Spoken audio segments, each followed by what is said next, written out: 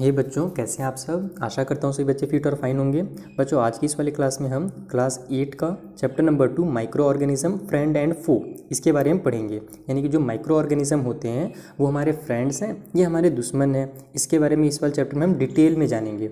ठीक है, तो माइक्रो ऑर्गेनिज्म के पहले बारे में आप जान लो कि माइक्रो ऑर्गेनिज्म होता क्या है। तो बहुत सारी चीज़ों को तो हम अपने आँख से देख सकते हैं। दुनिया में बहुत सारे ऐसे जीव जंतु हैं, बहुत सारे ऐसे एनिमल्स वगैरह हैं, ठीक है, प्लांट्स वगैरह हैं, जिनको हम लोग अपने आँख से देख सकते हैं, लिविंग ऑर्गेनिज्म को। लेकिन बहुत सी चीज़ें ऐसी हैं ना जिन बहुत ज़्यादा छोटी होती हो, उनको हम लोग अपने यहाँ नॉर्मल आई से नहीं देख सकते। उनके लिए हमको एकदम छोटे छोटे जो माइक्रोस्कोप्स की ज़रूरत पड़ती है, छोटे माइक्रोस्कोप मतलब कि माइक्रोस्कोप्स की ज़रूरत पड़ती है, और उन्हीं से हम उनको देख सकते हैं। ठीक है, इसीलिए उनको माइक्रो ऑर्गेनिज्म कहा जाता है, यानी कि एकदम बहुत छोटे वाले ऑर्गेनिज्म। और उसके अलावा भी उनको माइक्रोब्स भी कहा जाता है, जिनका नाम आपको यहाँ पर दिया गया है। ठीक है, तो माइक्रो ऑर्गेनिज्म और माइक्रोब एक ही चीज़ होती है, ध्यान रखना। For example, you might have observe that during the rainy season moist bread gate spoiled. यानी कि आप जब रेनी मौसम आता है, जब हमारा बरसात का मौसम आने वाला है ना अभी, तो आप देखना कि जब आप ब्रेड को बहुत दिनों तक नहीं खाओगे या फिर कहीं पर फेंक दोगे, तो उसमें से ना आपको ब्लैक ब्लैक दिखेगा, उसके ऊपर में ब्लैक या फिर येलो टाइप से कुछ दिखता है। ठीक है, वो क्या रहता है, तो उसी के बारे में देखो आगे दिया हुआ है।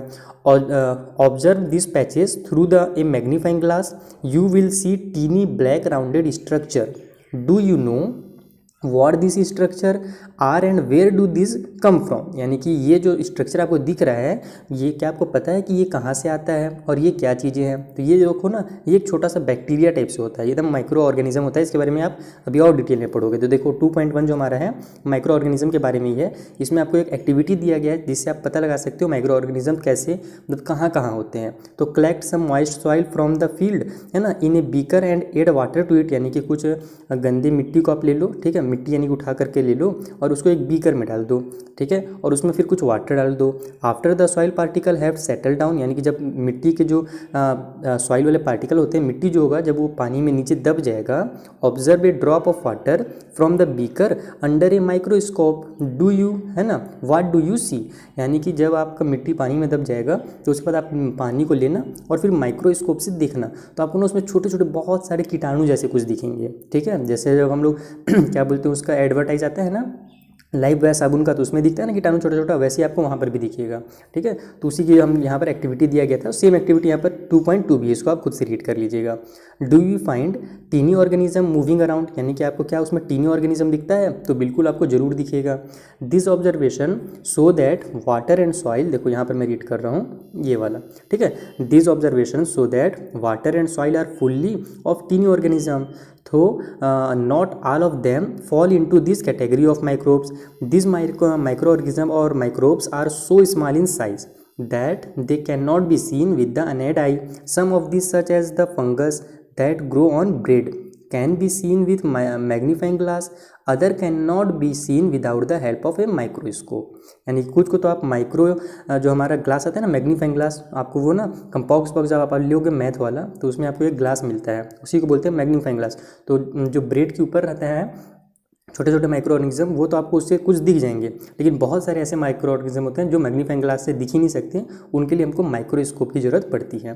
ठीक है, that is why these are called micro organism और microbes. Micro organism are classify into 4 major group. यानी कि जो छोटे छोटे माइक्रो ऑर्गेनिज्म होते हैं ना, उनको मेन 4 ग्रुप में बांटा गया है। ठीक है, this group are bacteria, fungi, protozoa and some alga. यानी कि ये 4 जो है ना, बैक्टीरिया, फंगी, प्रोटोजोआ और एल्गा, ये माइक्रो ऑर्गेनिज्म के ग्रुप्स हैं मेन। ठीक है, and some of this common micro organism are shown in figure 2.1 से 2.4। यानी कि आपको देखो यहाँ पर 2.1 से 2.4 में कुछ माइक्रो ऑर्गेनिज्म के बारे में दिया गया। जैसे देखो बैक्टीरिया कुछ इस तरीके से दिखता है, ये दोनों बैक्टीरिया के, है ना, ये हमारे हाथ वगैरह में बहुत ज़्यादा रहते हैं, मोबाइल वगैरह में भी आप जब देखोगे ना, तो ये बैक्टीरिया आपको जरूर दिखेगा। उसके अलावा यहाँ पर एल्गा दिया हुआ है, ये काई वगैरह में मिलेगा आपको, ये सब जो है ना, ये काई में रहता है। उसके अलावा ये प्रोटोजोआ है, ठीक है, अमीबिया, पैरामीशियम, ये सब के बारे में आप आगे चल करके और डिटेल में पढ़ोगे कि अमीबिया कैसे एक अपने आप को बदलता है, अपने आप को कन्वर्ट करता है, रिप्रोड्यूस कैसे होता है।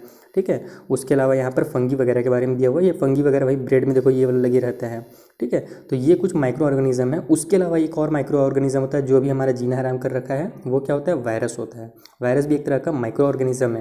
देखो यहाँ पर आपको मैं रीड करता हूँ, virus are also micro organism but are different from other micro organism, they however reproduce only inside the cells of the host organism. यानी कि जो वायरस होता है ना वो दूसरे माइक्रो ऑर्गेनिज्म से थोड़ा सा अलग है। कैसे अलग है, तो दूसरे माइक्रो ऑर्गेनिज्म के लिए ज़रूरी नहीं कि वो किसी के बॉडी में ही जीवित रह सकते हैं, ठीक है, लिविंग कर सकते हैं। लेकिन जो वायरस होता है वो किसी दूसरे के बॉडी, जो होस्ट का मतलब देखो यहाँ पर जो होस्ट वर्ड लिखा है ना यहाँ ये वाला, तो होस्ट का मतलब क्या होता है कि एक ऐसा बॉडी जिसमें दूसरा ऑर्गेनिज्म जा कर के रहता है, ठीक है। तो जैसे कि मैं एक होस्ट हूँ, मेरे अंदर अगर वायरस आ गया तो मैं होस्ट कहलाऊंगा उस वायरस के लिए, ठीक है। तो वायरस होता है होस्ट के बॉडी में ही ज़्यादातर रहते हैं, विच में बी ए बैक्टीरियम, प्लांट और एनिमल, यानी कि ये कुछ भी हो सकते हैं, बैक्टीरिया के अंदर भी जा सकते हैं, प्लांट के अंदर भी जा सकते हैं, और एनिमल के अंदर भी जा सकते हैं, और हम इंसानों के अंदर भी। Some of the virus are show in figure 2.5, यानी कि 2.5 में आपको कुछ यहाँ पर वायरस दिए गए हैं। देखो वायरस कितना भयंकर दिखता है, ठीक है। तो ये रहा हमारा वायरस। आगे इसके रीड कर लेते हैं थोड़ा सा वायरस के बारे में और। तो देखो वायरस क्या होता है कि वायरस से हमको क्या क्या नुकसान है, तो common ailments like cold, influenza यानी कि जो फ्लू होता है, and most cough are cause by virus. Serious disease like polio and chicken pox are also cause by virus. Disease like dysentery and malaria are cause by protozoa, where typhoid and tuberculosis are bacterial disease. यानी कि देखो जो हमारे polio, अब सुने होगे ना polio जाता था पहले, अब तो उसका हमेशा बच्चों को 2 बूंद पोलियो की दवा पिलाई जाती है, उससे बच्चे ठीक रहते हैं। उसके अलावा चिकन पॉक्स हो जाता है बॉडी में दाने दाने, तो वो सभी जो बीमारी हैं, उसके अलावा जो खांसी सर्दी ये सब होता है ना, ये सब वायरस की वजह से हमको होता है, ठीक है। और जो मलेरिया हो गया वो हमारे प्रोटोजोआ से होता है। उसके अलावा जो टीबी होता है, ठीक है, खांसने का जो टाइफाइड वाला बीमारी हो जाता है, टीबी हो जाता है, वो जो होता है बैक्टीरिया से होता है, ठीक है। तो यहाँ पर कुछ कुछ चीज़ें जो दी हुई हैं इसको आप अंडरलाइन जरूर कर लेना। यहाँ से जो बीमारियों के बारे में बताया है ना कि कौन कौन सी बीमारियाँ वायरस से होती है, कौन सी प्रोटोजोआ से होती है और कौन सी बैक्टीरिया से होती है, ये आप यहाँ पर अंडरलाइन जरूर कर लीजिएगा। चलिए आगे चलते हैं अब। तो देखो where do micro organism live, 2.2 micro organism actual में रहते कहाँ हैं। तो माइक्रो ऑर्गेनिज्म में भी single card like bacteria, some alga and protozoa, और multi cellular such as many alga and fungi, they live in all types of environment. ये सब जो चीज़ें यहाँ पर दी गई हैं एल्गा के बारे में, बैक्टीरिया के बारे में, ये हर इन्वायरमेंट में रह सकते हैं। ranging from ice cold climate to hot springs and desert to marshy land. They are also found inside the bodies of animal including humans. Some microorganisms grow on other organisms while other exist freely. यानी कुछ microorganism normal भी अकेले भी रह सकते हैं और कुछ जो होते हैं वो दूसरे में ही अपने आप को ग्रो करते हैं, दूसरे होस्ट के अंदर अपने आप को ये कुछ माइक्रोऑर्गेनिज्म ग्रो करते हैं। अब देखो माइक्रोऑर्गेनिज्म और हम कहाँ पर हैं, ठीक है, माइक्रोऑर्गेनिज्म एंड अस। तो micro organism play an important role in our life. हमारे डेली लाइफ में माइक्रो ऑर्गेनिज्म का बहुत ज़्यादा इंपॉर्टेंट रोल है। Some of them are beneficial in many ways whereas some other are harmful and cause disease. Let us study about them in detail. यानी कुछ तो हमारे लिए बहुत अच्छे हैं और कुछ जो होते हैं बहुत बीमारियां फैलाते हैं। तो कुछ फ्रेंडली माइक्रो ऑर्गेनिज्म है। चलो फ्रेंडली के बारे में जानो पहले तो अब कि micro organism are use for various purpose. They are use in the preparation of curd, bread and cake, ठीक है। यानी जो हम लोग दही खाते हैं या ब्रेड आपको मिलता है ना या केक वगैरह, ये सब माइक्रो ऑर्गेनिज्म की हेल्प से ही बनाया जाता है। Micro organism have been use for the production of alcohol since ages. यानी कि बहुत पुराने समय से एल्कोहल बनाने के लिए, एल्कोहल यानी कि शराब वगैरह जो बनता है ना, वाइन वगैरह, वो सब बनाने के लिए माइक्रो ऑर्गेनिज्म का यूज़ बहुत पहले ज़माने से किया जा रहा है, ठीक है। They are also used in cleaning up of the environment. For example, the organic waste, vegetable peels remaining of animal feces, etc. are broken down into harmless and usable substance by bacteria. यानी कि जो गंदगी हम अपने आसपास देखते हैं, है ना, क्या बोलते हैं, सब्जियों के छिलके हो गए या फिर जैसे कोई एनिमल मर गया है रोड में, तो वो सब आप देखना कि एनिमल कुछ दिनों के बाद गायब हो जाता है धीरे धीरे सड़ गल करके। तो उसको सड़ाता कौन है, वो बैक्टीरिया सड़ाता है। अगर बैक्टीरिया ना सड़ाए ना तो वो वहीं पर महकते रहेगा, ठीक है। तो ये हमारे हेल्प के लिए भी है बैक्टीरिया बहुत सारे।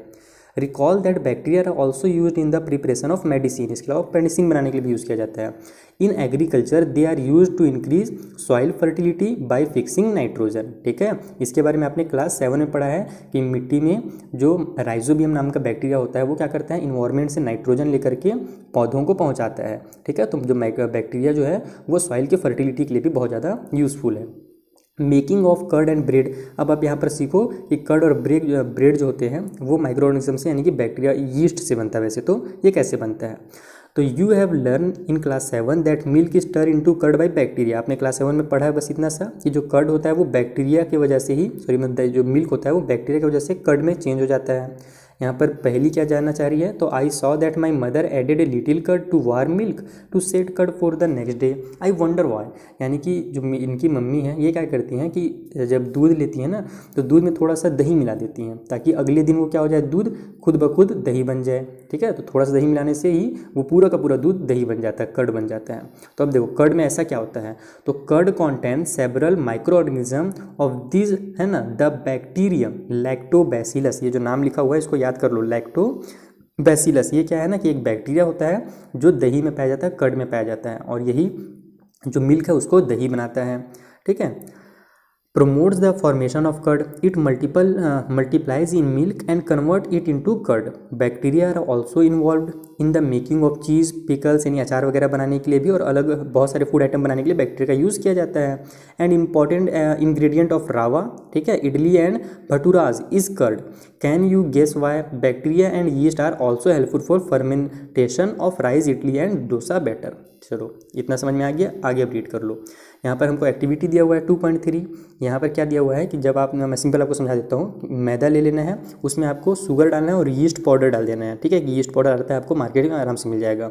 तो उससे क्या होता है ना, जो मैदा होता है उस तरीके से फूल जाता है और फिर इसी से हम लोग क्या करते हैं, केक वगैरह बनाते हैं। केक देख लेना, ब्रेड जो देखते हो आप ना, वो सब इसी मैदा से बनता है। तो उसमें कैसे बनता है, उसमें एक यीस्ट डाला जाता है, बैक्टीरिया का ही एक तरह से प्रकार है, उससे वो क्या होता है, ऑटोमेटिक फूलता है। यहाँ पर देखो बताया भी क्या कि कैसे फूलता है। जो यीस्ट होता है ना वो बहुत जल्दी जल्दी बढ़ते हैं और जब वो रिस्पायर करते हैं, सांस लेते हैं अपने अंदर, तो फिर वो बबल टाइप से फुला देते हैं इसमें मैदा में। ठीक है, और यही जो मैदा जब फूल जाता है तो उससे हम लोग पेस्ट्री, केक, ब्रेड वगैरह बनाते हैं। अब कुछ यूज़ होते हैं माइक्रो ऑर्गेनिज्म के। कितना लंबा वीडियो हो गया देख लेता हूँ मैं, 11 मिनट का हो रहा है ना। ठीक है, थोड़ा सा और रीड कर लेते हैं। तो कमर्शियल यूज़ पढ़ लेते हैं। कमर्शियल यानी कि जो हम लोग पैसा कमाने के लिए माइक्रो ऑर्गेनिज्म का क्या क्या यूज़ कर सकते हैं ये समझ लो। तो micro organism are use for the large scale production of alcohol, wine and acetic acid, जिसको हम लोग वेनिगर कहते हैं। यानी कि माइक्रो ऑर्गेनिज्म का यूज़ किया जाता है एल्कोहल बनाने में, वाइन बनाने में, जैसे कि मैंने आपको शुरू में बताया था। ठीक है, yeast is use for commercial production of alcohol and wine. For this purpose yeast in grown on natural sugar present in grain like barley, wheat, rice, कस्ट, फ्रूट्स, जूस एटसेट्रा। यानी कि जो वाइन वगैरह बनता है ना तो उसके अंदर यीस्ट को क्या किया जाता है, बढ़ाया जाता है, रिप्रोड्यूस किया जाता है। देखो सड़ाओगे कभी भी किसी भी चीज़ को ना तो उसके अंदर ऑटोमेटिक बैक्टीरिया आ जाता है। यहाँ पर आपको देखो कुछ दिया भी गया एक तरीका कि आप कैसे यहाँ पर अल्कोहल बना सकते हो। टेक 50 मीटर बीकर है ना, 50 ml का जो बीकर होगा वो ले लीजिए, उसमें आप 3/4 वाटर डाल दीजिए, है ना, यानी कि 4 पार्ट में टोटल डिवाइड कर लो, 3 पार्ट में उसके वाटर फुल कर लो। डिसॉल्व 2-3 स्पून ऑफ शुगर, उसमें 2-3 चम्मच शुगर डाल के मिला लीजिए अच्छे से। And half a spoon of yeast powder, उसके बाद यीस्ट पाउडर भी मिला दीजिए to sugar solution. Keep it cover in warm place, और गर्म जगह पर इसको 4 से 5 घंटे तक रख दीजिए। तो आप जब देखोगे ना, जब इसको दोबारा 4-5 घंटे बाद देखोगे तो उसमें से एक स्मेल निकल के आएगा। This is the smell of alcohol as sugar has been converted into alcohol by yeast. यानी कि जो शुगर था ना, शक्कर था, वो यीस्ट की वजह से अब एल्कोहल बन गया है और वही एल्कोहल का ये महक। लेकिन उसको पीओ मत जाना ना, बहुत खतरनाक चीज़ रहता है। ये सब बस आपके एक्सपेरिमेंट के लिए बताया गया है। This process of conversion of sugar into alcohol is known as fermentation. यानी कि ये जो अभी हमने काम किया, शुगर को एल्कोहल में चेंज किया, ये क्या कहलाता है, फर्मेंटेशन कहलाता है। और ये फर्मेंटेशन जो है तो पहली बार तो कोई ना कोई इंसान इसको खोजा ही होगा, कोई ना कोई साइंटिस्ट इस टाइप से एक्सपेरिमेंट करके। तो उनका नाम था लुइस पास्चर। इन्होंने फर्मेंटेशन को रिकवर बोल रहा हूँ, डिस्कवर किया था 1857 में। ठीक है, तो ये सभी चीज़ थोड़ा सा याद रखना, ये सब आगे चल करके काम आते हैं। चलो अब यहाँ पर जो मेडिसिनल यूज़ है माइक्रो ऑर्गेनिज्म का ना, और फिर उसके आगे फिर और ज़्यादा डिटेल में है वैक्सीन वगैरह के बारे में, तो ये सब अब हम लोग नेक्स्ट वीडियो में रीड करेंगे, क्योंकि वीडियो अब थोड़ा ज़्यादा लेंथी हो जा रहा है। और नेक्स्ट वीडियो का भी आपको लिंक ढूंढने की जरूरत नहीं है, नीचे डिस्क्रिप्शन में मिल जाएगा। और आपके सामने 2 विंडो ओपन हो गए होंगे, लेफ्ट वाले विंडो में क्लिक करो तो सीधे आप नेक्स्ट वीडियो में पहुँच जाओगे। ठीक है, थैंक यू फॉर वॉचिंग।